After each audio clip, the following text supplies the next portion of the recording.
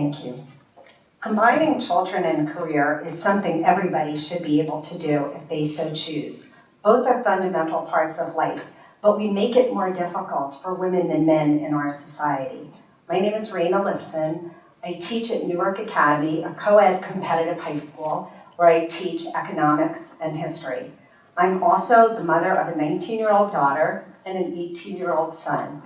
All of these kids are amazing and have everything it takes to change the world. And virtually all say they would like to combine careers and children. But sadly, my female students and daughter think it will be extremely difficult for them to combine both, and some think they will even have to choose between them. So I have dedicated my life to empowering my students and my children. And I'm here because I want to make the world a better place. My talk is on what women need for a career-child balance and how to get it. Okay. I've come to see that women need 3 different things. One is time out from work for children. This could be things like maternity leave or a flexible schedule or anything. 2, time out of child rearing for work. In other words, you need childcare to actually be able to work. And 3, an end to discrimination. In terms of time out for kids, before having children, I had switched from a career to law and teaching. And teaching actually provides for more flexibility. So I was able to take off for a few years, then work part-time at different places, and ultimately work full-time. The teaching schedule also helped because I could work all day, be home in the afternoon for my children, and then work again after they went to bed. And of course we had time for family vacations, which was vital. But equally important, I had time out for kids for work.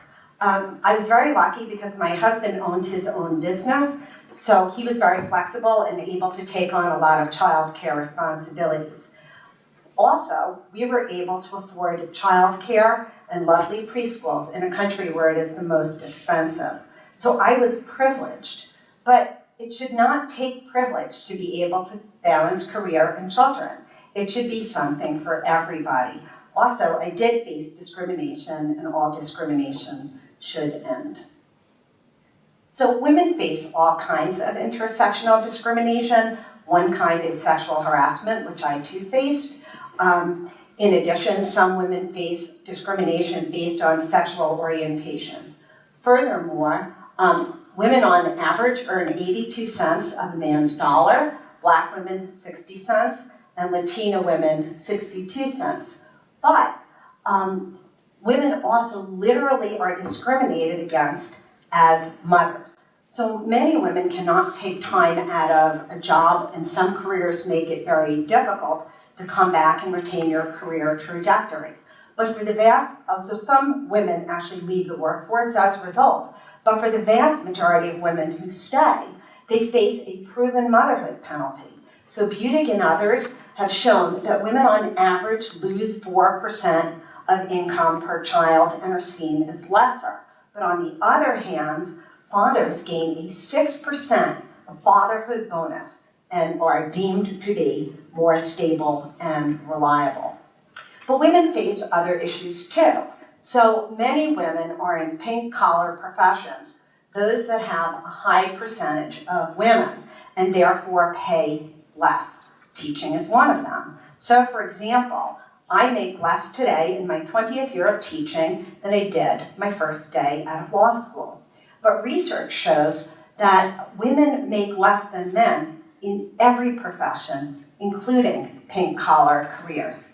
One of the many ways this happens is because there's a standard practice of employers basing your salary on your prior job. So if you're a mother who's balancing your time and saying like, oh, I want flexible work or part-time hours, and you're willing to take less money, you may find that that's going to follow you in your life. And it's such a big problem that many states and cities are actually passing laws that forbid employers from asking about past salaries or even looking into them.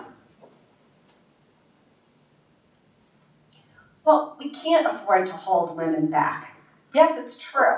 More women, on average, deal with child care responsibilities, but that doesn't make them lesser at work. In fact, motherhood promotes more responsibility in some very key ways: leadership, time management, and responsibility.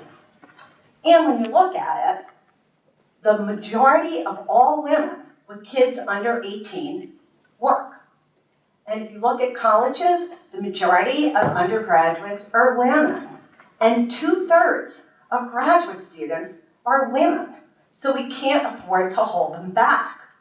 Also, when you look at mothers and women's incomes, you will find it gives families more income, more financial security, and often benefits like health care or other things. And of course, women's income and mothers' income are totally vital for economic growth. So we need to do better, and I am going to recommend 7 paths forward. Maybe you'll like some, maybe you'll like all, but I would encourage you to do any of the things that you do like. So the first one is choose good places to work and fight for change in them. As I researched, I saw that an increasing number of women are choosing places to work based on family-friendly policies and a record of promoting women in companies. So companies are responding because they want to attract women and retain women. So in Working Mothers Best Companies, they document policies like paid maternity and paternity leave, some flexible hours, sometimes telecommuting. Some have phase-back programs that literally help women get back into the workforce. Some have on-premises childcare, and they have a history of promoting women. So, things are getting better for some women, but they need to get better for all women. 2, take social action and elect women. Here's a picture of a woman with her son. She has actually 3 sons and her husband. Before she had children, she was in politics. What do you think she's doing now? Well, her name is Katrin Jakobsdottir, and she is the Prime Minister of Iceland, the 2nd female Prime Minister, and the 1st was a lesbian grandmother. So The Economist says that Iceland is the best place for working women. The World Economic Forum Index for Gender Equality has voted Iceland #1 for women, and we are 46th. In the sub-index for political empowerment, Iceland, #1, we're 96th. Oh, I'm sorry, we're 49th. We are now 49th in regular gender equality, but in political empowerment, we're 96th. So what can we learn from Iceland? Because there's obviously something they're doing right. Well, in 1975, 90% of all women in Iceland took time out of their home and work to protest and show their worth. They created a bipartisan organization to elect women, and the number of women in politics exploded. Research shows that when women enter politics, they create family-friendly policies, and Iceland did that. Recently, women in Iceland took to the streets again to protest persistent wage discrimination, and now they have the toughest laws in the world in an effort to combat that. We in the United States are poised to be able to follow Iceland's lead. Many more women are engaged in social protests and social movements, and a historic number of women are running for Congress in November 2018. More women in power should be able to create more family-friendly policies. And I really hope that, like Iceland, we can do it in a bipartisan way. So we need to adopt the policies that other countries have. If you look at this graph, this is the female labor force participation rate. The United States is in blue.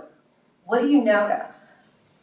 The percentage of women we have in the workforce is declining over time.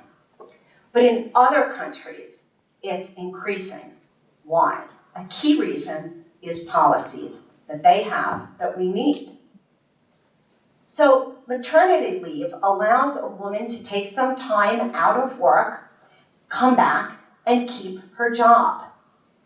The United States is the only industrialized country that does not have paid maternity leave. Paternity leave is also important. Men get an opportunity to take some time and bond with their infants. And it changes culture, because then men learn to take more responsibility for children in the family.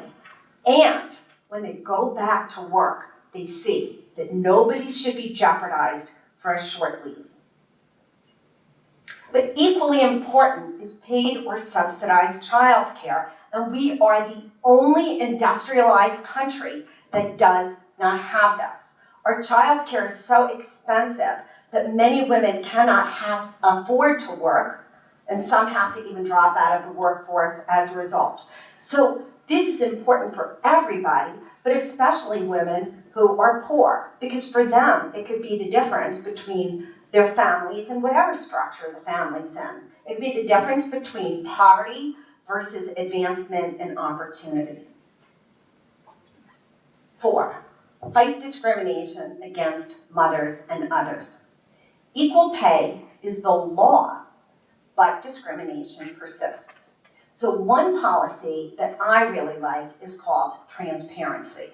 The idea is that companies or institutions would have to report what they pay men versus women on average. You can also have breakdowns that relate to ethnicity and race.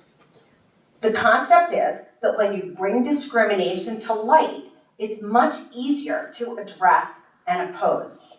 Other countries already have laws for transparency. For example, Great Britain, and the first numbers are being reported, and if you look them up, they're ugly. Hopefully it will be addressed. Now, President Obama took steps to have companies report this information to a government agency called the EEOC, and this has been halted under President Trump. We also have a proposed law called the Fair Pay Act that includes transparency and other things, and I really hope that we will adopt it. 5, understand some benefits of unions. So a lot of you are history students, and you probably know that when when workers get together in unions, they collectively bargain, and this tends to promote higher wages. But I was really interested to find during my research of this that unions are also helpful in creating more family-friendly policies, more transparency in wages. And the one that shocked me the most is it literally cuts wage gaps in half. Now, this is important for everybody, but for women who are more vulnerable, it could be even more important. So I thought it was like a really fascinating statistic that for Hispanic women, being in a union gave them 42% more income, and for many, the only access to any family-friendly policy they might even have, like even being able to take sick days. So 6, for men, be a part of the solution in any of your roles in families and workplaces. So if you are a man who has a partner who's a woman and you have a child, please value both of your careers and ambitions and hopes equally. Take responsibility for childcare. And for men in workplaces, you have a role to play too. I can't tell you how many of my male friends come and talk to me about the roles they play in their work. One has been talking to me about how he works to combat sexual harassment in his workplace, even to personal detriment to himself. Other people have told me about pushing for more family-friendly policies and working towards the promotion of women. Of course, when you're a feminist, all your male friends are like super psyched to tell you all the great things they do. So I've been the beneficiary of this. But for 7, for all, challenge the culture of 24/7 work. And I think this is what Zach was getting at in his speech too, that when people are working 24/7 and they don't get to be full human beings, they're not happier, they're depressed, they're stressed.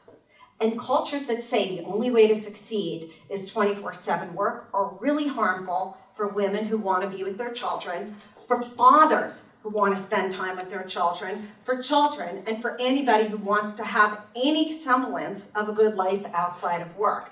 And the key is it's not necessary. It's not necessary because when people take time out, they come back and they're more productive. And I'm lucky that I have followed behind two amazing students who took time out of their day to talk about that very issue. But my final words are the young women I teach are already amazing at balancing serious academics with major feats in sports, arts, community service, and work. They have everything it takes to balance career and children. So let us work together and stop holding these fabulous young women back. Thank you so much.